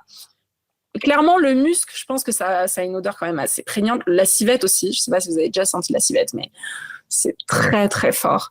Il y a moyen que ça surpasse l'odeur de la sueur, mais je suis pas sûre que ce soit spécialement une bonne combinaison non plus. Quand on parle dans cette émission, souvent avec des spécialistes de leur sujet, il y a une question qui revient aussi souvent. Hein, là, c'est un truc qu'on n'avait pas préparé, mais celle de l'archéologie expérimentale, par exemple. Donc là, j'imagine que même peut-être toi, dans l'exercice de tes fonctions, tu as dû tester des trucs pour essayer de reproduire et voir si ça fonctionnait. On pourrait imaginer la même chose sur la perception. Tu prends un volontaire, un doctorant volontaire qui ne se lave pas pendant 2 mois, qui s'asperge et qui va mener une enquête auprès de ses proches. Est-ce que tu trouves que mes parfums arrivent à masquer mon odeur? Non, mais oui. Enfin, en tout cas, l'expérimentation, je pense qu'elle est essentielle. Mais tu soulèves un point important, c'est la question tu as dit de la perception. Le problème, c'est que les perceptions, on le sait, les perceptions sensorielles sont historiquement situées. C'est-à-dire que même avec le même stimulus, on ne peut pas sentir, même avec le même stimulus olfactif, on ne peut pas prétendre sentir comme un individu du XVIe siècle face au même stimulus. Parce que ça dépend d'un contexte socioculturel. Les seuils aussi de la tolérance olfactive ont évolué. Donc on ne peut pas exactement prétendre savoir exactement ce que pouvait sentir un individu de la Renaissance. Ça reste néanmoins intéressant, tout simplement dans le processus, hein, pour essayer de comprendre notamment comment on faisait ces parfums, les recettes, etc. Comprendre vraiment les savoir-faire. Mais effectivement, la question de la perception, il faut garder en tête que c'est une limite, notamment de la reconstitution et de l'histoire expérimentale. On a Pangolunette dans le chat un peu taquine qui nous dit mais en fait c'est n'importe quel doctorant dans les 2 mois avant sa soutenance ça. C'est bien qu'il se la fasse. Ce serait dur. Ouais, ce serait méchant. Mais côté cuisine, ça donne quoi les parfums? Côté cuisine, on en utilise aussi beaucoup. Faut penser vraiment la cuisine du Moyen-Âge, et c'est encore le cas à la Renaissance. On a les herbes aromatiques, les épices qui parfument les plats beaucoup. On a le gingembre, le poivre, les clous de girofle, la cannelle, la muscade, qui sont vraiment des produits vraiment de luxe. Donc c'est quelque chose qu'on met en avant à table. Et ça fait aussi partie du régime alimentaire. On en trouve aussi dans les sauces. On emploie de l'eau de rose, notamment, dans la composition des plats. Mais c'est aussi la cuisine et la représentation. C'est-à-dire qu'on va vraiment mettre les senteurs en avant dans les festins, les banquets. J'ai déjà évoqué tout à l'heure le linge de table parfumé, mais on va aussi répandre des fleurs sur la nappe. Encore une fois, plutôt chez les élites, mais on va aussi utiliser des jonchets, donc des végétaux aromatiques qui sont en fait répandus sur le sol. Les invités se lavent les mains avec les eaux de senteur. Les parfums brûlent dans l'atmosphère. Donc on a tout ça, c'est multisensoriel en fait. Et d'ailleurs, je me pose une question, mais tu sais, dans l'approche de la gastronomie, des grands banquets, tout ça, il y a cette volonté parfois de surprendre, c'est-à-dire en fait, tu présentes une viande, mais en fait, c'est pas une viande, c'est un poisson, tu vois, ou c'est des fausses pâtisseries, ou ce genre de choses. Je me dis, est-ce que le parfum aurait pas pu jouer un rôle là-dedans? C'est-à-dire qu'aujourd'hui, tu vois, quand t'es dans un supermarché, des fois, tu te dis, oh, ils ont vaporisé du parfum fraise sur les fraises pour qu'elles sentent plus la fraise et que t'aies envie de les acheter. Est-ce que là, justement, le parfum ne peut pas servir à dire hey, tu pensais manger du poulet, en fait, c'est pas du poulet, c'était l'odeur poulet, c'était autre chose. J'avoue que concrètement, je ne sais pas. En tout cas, je n'ai pas d'exemple là tout de suite à ce stade de mes recherches comme ça, d'imitation faux, enfin l'idée de tromper. Mais en tout cas, clairement, ça fait partie du côté festif, surprise, plaisir des invités, avec ces senteurs quand même qui sont vraiment mises en avant. On a des plats, soi-disant, on a des choses, surtout en Italie, des plats un peu fous, avec beaucoup d'encens, etc. autour. On a aussi les fontaines d'eau parfumée qu'on a aussi tendance parfois à oublier. Mais j'avoue que le côté imitation, faux, trompé, ça, je sais pas. En tout cas, pas dans le cadre du festin. Donc, c'est quelque chose que je rechercherai, en tout cas. Alors, tu l'as évoqué tout à l'heure, il y a aussi, donc, on se parfume aussi pour le plaisir de sentir une odeur qu'on aime ou, pour soi ou une odeur à partager. Tout ça, c'est aussi sujet à la mode, du coup. Bah oui, clairement, on voit les parfums presque qui parfument donc les différentes couches du vêtement. J'ai parlé aussi du cuir, les gants parfumés tout à l'heure. Et on a aussi, bien sûr, en fait, on a plein de bijoux. Et la variété est plus importante qu'on ne le pense, hein. J'ai parlé des pomandeurs. Alors ça, c'est vraiment, ils pouvaient être par exemple pendus à une chaîne autour de la ceinture. Mais on a aussi ce qu'on appelle plutôt des patenôtres, en tout cas en français. Donc, ça, patenôtre, ça vient de paternoster, c'est le chapelet à l'origine, hein, qui vient vraiment de la prière du paternoster. Et puis, en fait, le terme va devenir générique pour désigner, en fait, des grains enfilés, et notamment des grains de senteur, donc pour former collier, ceinture, bracelet. Et donc, on a ces accessoires-là qui pouvaient aussi être portés. Et on a aussi même jusqu'aux boutons, aux jarretières. On a plein de petits ornements. On a aussi les coiffes, les collets de cuir type pourpoint, etc., qui étaient vraiment parfumés aussi. Alors encore une fois, beaucoup plus chez les élites, on se doute. Mais on a vraiment tous ces accessoires, tous ces éléments-là. Et par exemple, je pense une des représentations qui peut aussi nous donner une idée, c'est le portrait de la dame à l'hermine de Léonard, où on voit qu'elle a un collier de perles noires.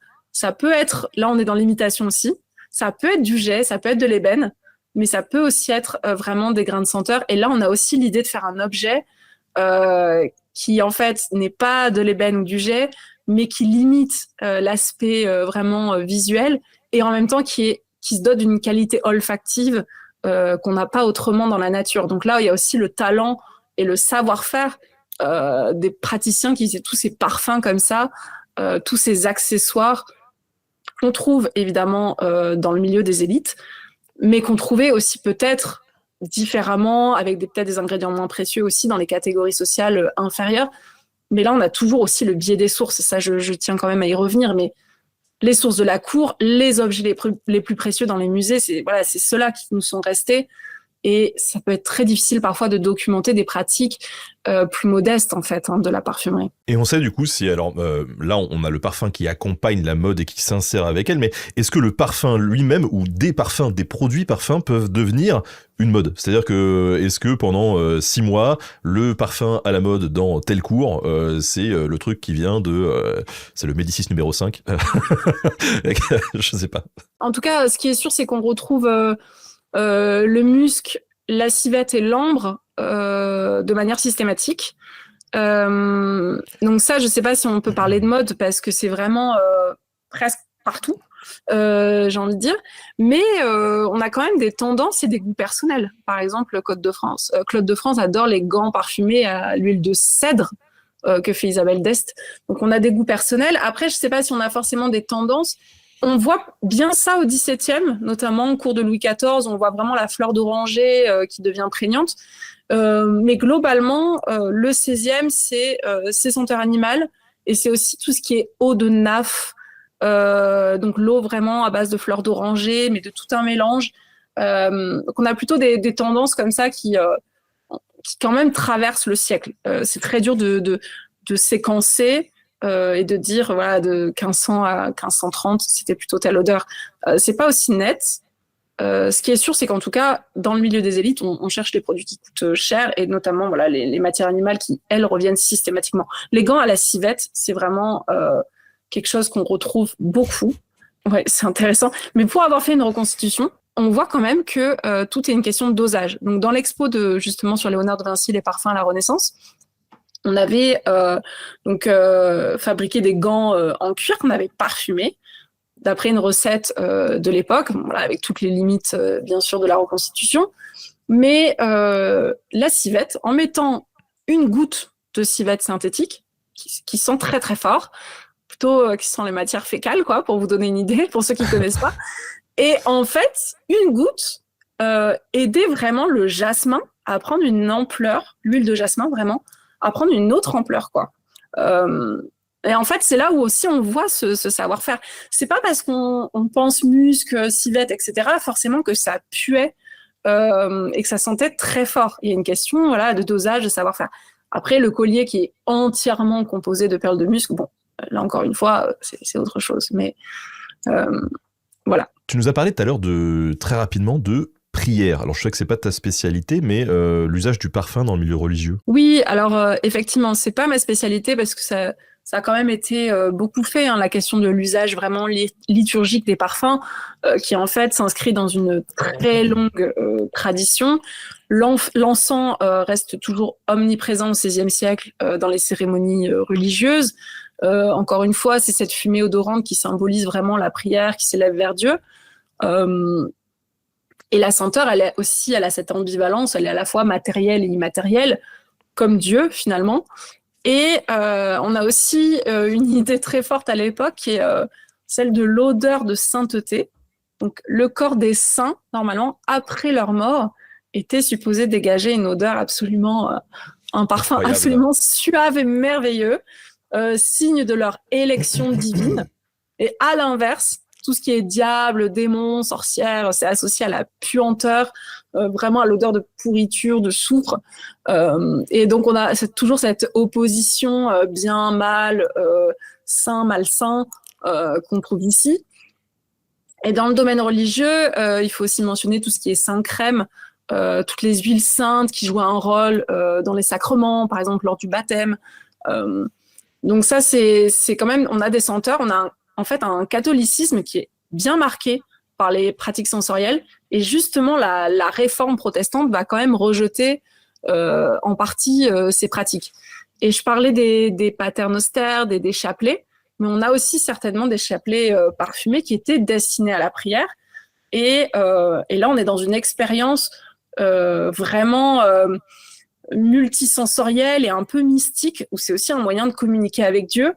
Mais ça, voilà, c'est des choses qui peuvent être critiquées effectivement par les protestants, au même titre que les images, etc.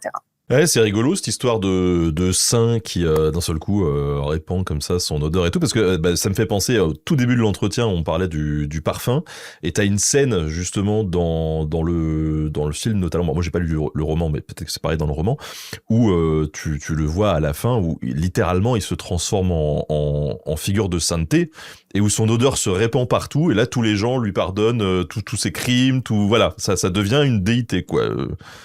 Justement grâce à l'odeur. C'est vraiment ça, hein. Il y a le côté divin, il y a le côté perfection, le côté supérieur. Jésus-Christ, notamment, était supposé exhaler aussi un merveilleux parfum. C'est exactement ça, hein, qu'on retrouve effectivement. C'est intéressant le parallèle que tu fais avec Jean-Baptiste Grenouille, si je me rappelle bien, dans le parfum, effectivement, à cette fin. Et j'en profite pour conseiller le livre. Le film est très bien, le livre c'est encore mieux. On a pas mal de questions aussi sur les trucs très terre à terre, quoi. À quelle fréquence on se parfumait, comment on s'appliquait le parfum, est-ce qu'il y avait des indications sur comment bien mettre ce parfum, sur quel endroit précis du corps, ce genre de choses. Alors en fait, donc tout dépend du type de parfum, évidemment. Donc par exemple, le linge qui est parfumé, en général, on se débrouille pour le conserver dans des coffres qui lui-même contient des parfums. Donc l'idée, c'est de faire en sorte que le parfum garde assez longtemps son odeur pour quand on enfile le vêtement ou qu'on met le linge dans le lit, etc., il sent encore. On a quand même aussi des mentions pour reparfumer, c'est-à-dire qu'on a quand même conscience que les gants, par exemple, l'odeur des gants pouvait s'estomper. On a des mentions, par exemple, de paiement pour du reparfumage, en quelque sorte. Donc ça dépend du type de produit. Je pense que le lavage des mains, du visage pouvait se faire assez régulièrement, notamment le matin, cette idée de la toilette, ou avant de manger, laver les mains avec des odeurs, des eaux de senteur, par exemple, c'est quelque chose qu'on voit aussi. Et comment aussi bien utiliser les bijoux. Alors, c'est aussi quelque chose qu'on voit, par exemple, c'est précisé, oui, manier bien les patenôtres avec la main pour que l'odeur puisse se dégager, par exemple. Mais mettez bien de quoi protéger quand même, c'est-à-dire qu'il faut qui est des petites rosettes en argent. L'idée, c'est pas non plus qu'ils se dégradent avec la sueur. Donc, on a ces petits commentaires comme ça qui nous aident un peu à comprendre. Par contre, il y a clairement des produits où c'est plus compliqué. Les pommes de senteur, par exemple, on comprend que d'un point de vue thérapeutique, on sentait pour se prémunir de la peste ou par exemple, on mettait un mouchoir près du nez avec des substances odorantes quand on sortait, notamment en temps d'épidémie. Mais parfois, on n'a pas non plus d'indication en dehors de ce cadre thérapeutique sur l'utilisation. Combien de fois quelqu'un de la cour prenait son pommandeur et l'ouvrait? Ça, c'est des choses où on manque de sources, on manque de description. Mais voilà, c'est un peu les choses que je peux dire. Oui, je crois que c'est à peu près ça. Alors, tu as beaucoup travaillé sur le XVIe siècle, mais comment ces parfums ont évolué jusqu'au XVIIe? Alors, la principale évolution, en fait, consiste à délaisser justement ces senteurs animales très fortes. Petit à petit, voilà, vraiment ces odeurs entêtantes, on commence à les critiquer de plus en plus vivement. Ça donne mal à la tête, ça sent trop fort, c'est gênant. Donc, on va petit à petit préférer des senteurs plus florales, plus légères, justement comme l'eau de fleurs d'oranger qu'on retrouve beaucoup à la cour de Louis XIV. C'est l'idée que la personne raffinée, là aussi on est encore dans un système de classe, de catégorie sociale, mais la personne raffinée laisse derrière elle un sillage léger, délicat, et ce sera encore en fait le cas au XVIIIe. C'est une évolution justement assez lente, mais qui continue son cours. Et on a toujours les brûle-parfums, les cassolettes dans les intérieurs nobles. Et on fait consumer des petites pastilles à base d'iris notamment et des compositions florales. Et l'idée, c'est vraiment qu'on ait des vapeurs parfumées aussi, toujours de fleurs. On a des pots pourris qui diffusent ces senteurs florales dans les appartements. Et on a toujours aussi quand même au XVIIe cette crainte de l'eau. Ça, c'est quelque chose qui reste encore au XVIIe, qui change au XVIIIe et après surtout au XIXe. Mais on a quand même cette crainte encore de l'eau au XVIIe et donc on pratique aussi cette toilette sèche toujours à cette époque. On arrive maintenant à la dernière partie de cette émission qu'on va consacrer à comment est-ce qu'on arrive à comprendre aujourd'hui les parfums de jadis. Toi, tu as bossé sur quel type de sources, justement, pour... J'en ai déjà un petit peu parlé, mais c'est vrai que donc tout ce qui est sources, les sources plutôt savantes que j'ai citées, notamment les traités de médecine, de botanique, et la littérature aussi, des recettes, des secrets. L'idée, c'est de comprendre tous les savoirs, tous les savoir-faire autour des parfums, toutes les croyances, les idées aussi.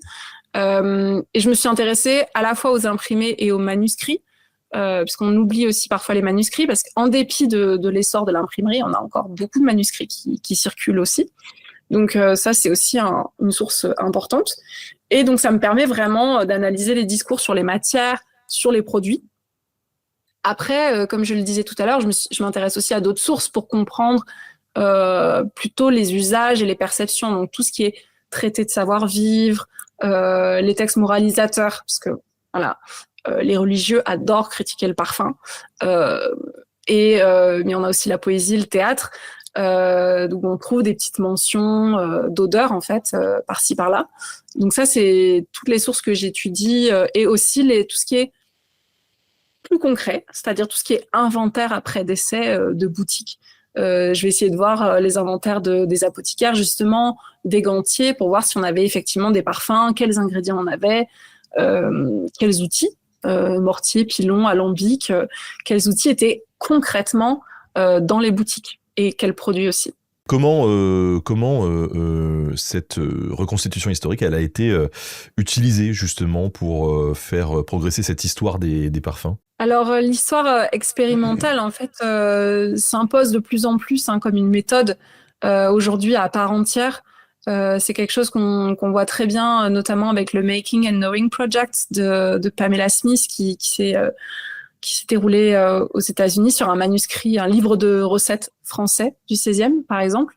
L'idée, c'est vraiment de mobiliser les matériaux, les gestes, les techniques pour vraiment éclairer les pratiques du passé.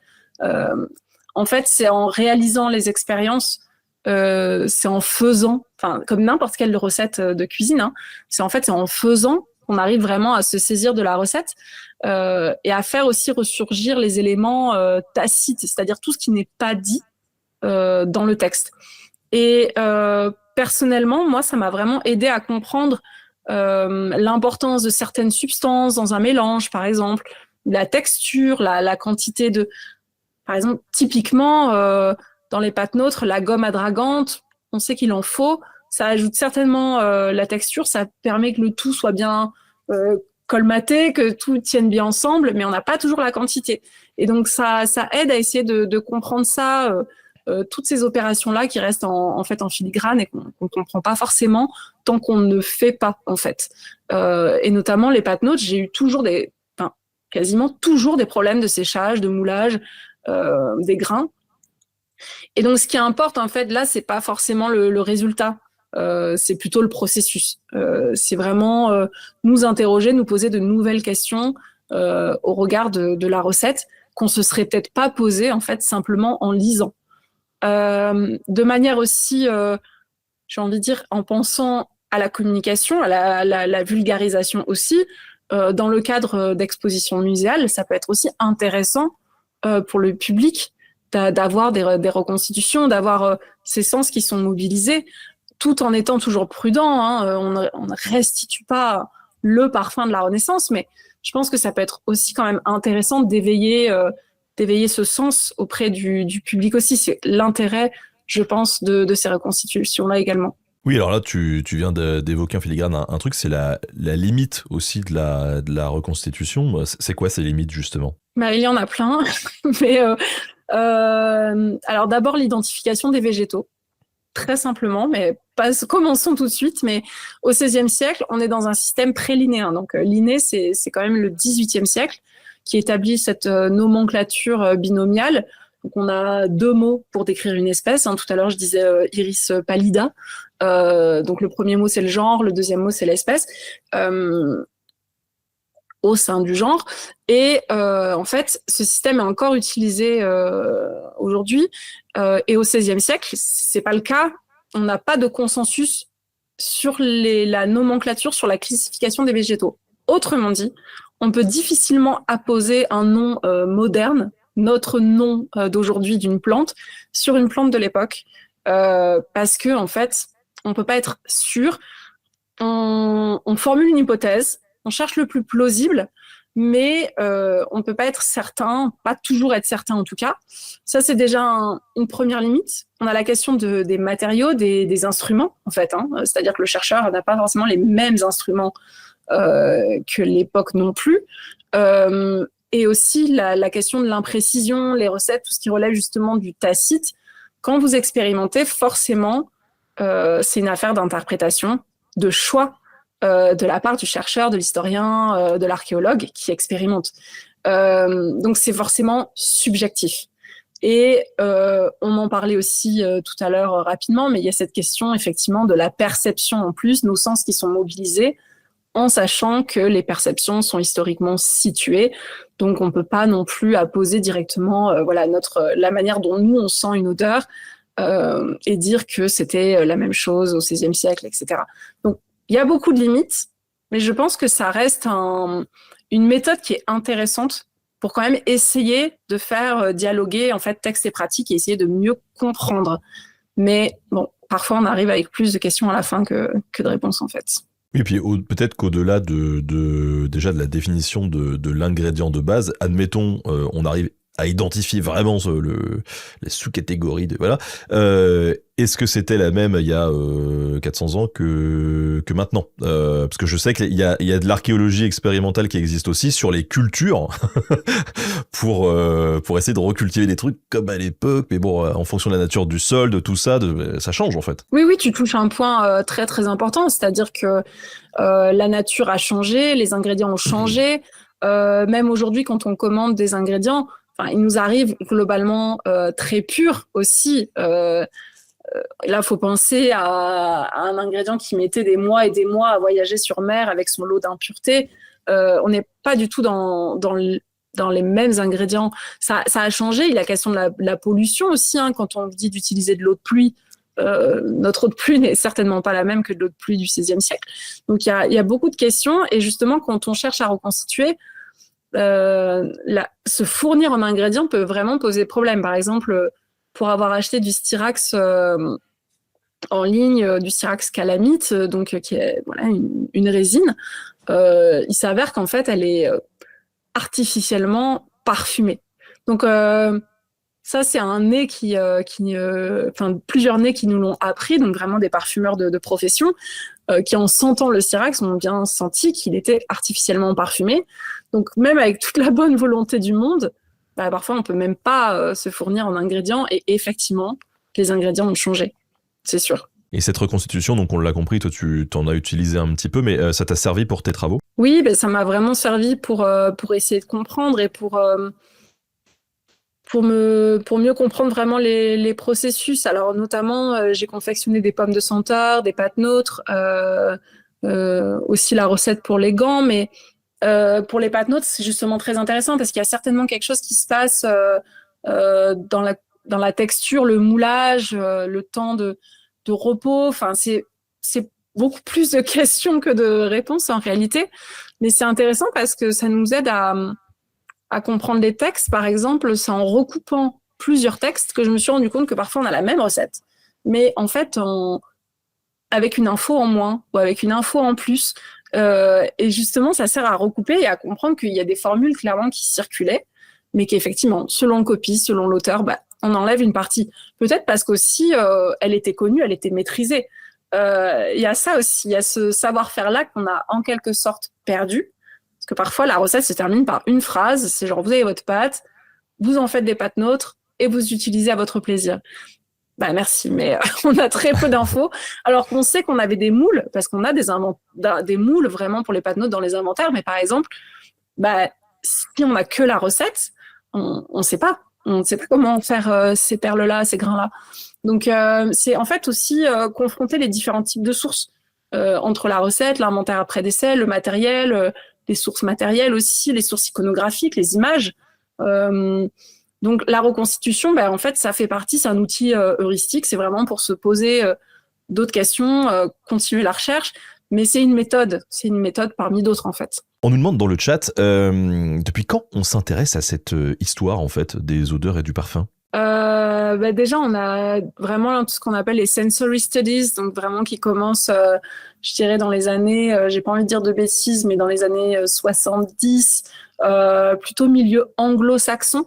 On s'intéresse vraiment aux odeurs. On a aussi Alain Corbin qui s'est intéressé à ça avec le miasme et la jonquille, qui était dans la bibliographie que je voulais mentionner. Donc on a quand même un intérêt pour les sens, mais ça remonte quand même à assez loin. Et même un parfumeur assez célèbre comme Eugène Rimmel, alors est-ce que c'est 18e ou 19e peut-être même, qui quand même retrace l'histoire du parfum et s'intéresse aux pratiques anciennes pour justement s'en inspirer et s'inscrire un peu dans une nouvelle mode avec de nouvelles pratiques, etc. Donc, en fait, ça remonte à assez loin, et c'est vraiment avec les sensory studies qu'on s'en est de plus en plus intéressé.